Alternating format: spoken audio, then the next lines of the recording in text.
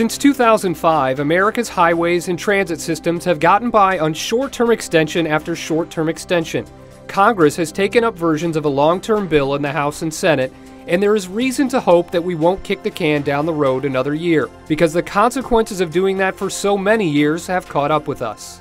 What has inaction gotten us? A D on our nation's infrastructure report card, $115 billion in wasted time, 4.8 billion hours in traffic, and $300 billion in annual costs of traffic crashes. Somewhere along the way, we have seemingly lost focus on investing in better roads, on investing in safer roads. Roads that can get our motorists, our Americans, our business people from point A to point B, and more importantly, roads that can make sure our families are safe when we're out there traveling.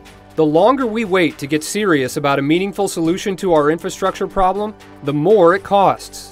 You can almost draw a line that shows you when the infrastructure is impeded and limited, your economic growth is slowed down or stopped. This isn't a partisan issue. This is a jobs issue. Both sides of the aisle have long understood the economic value of highway and transit improvements. Clearly, this program is an investment in tomorrow that we must make today. It gave rise to the most efficient network of roads in the history of this country, connecting millions of Americans to the economic mainstream, ushering in 2 decades of unparalleled growth.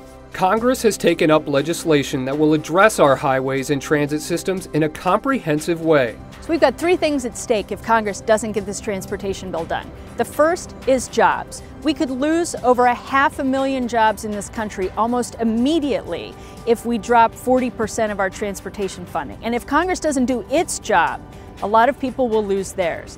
The second is competitiveness and economic development. Countries around the world are building and renewing their transportation systems so they can move products to market faster and cheaper than we can. If we let our transportation system languish, we're essentially sending jobs to other countries around the world. The third piece is money out of your pocket. In fact, the longer it takes for us to do a transportation bill, the bigger the costs are for the projects that are sitting waiting for dollars. Land, labor, and capital all get more expensive while Congress is failing to do its job. Tell Congress to make transportation job number 1 by passing the highway and transit bill.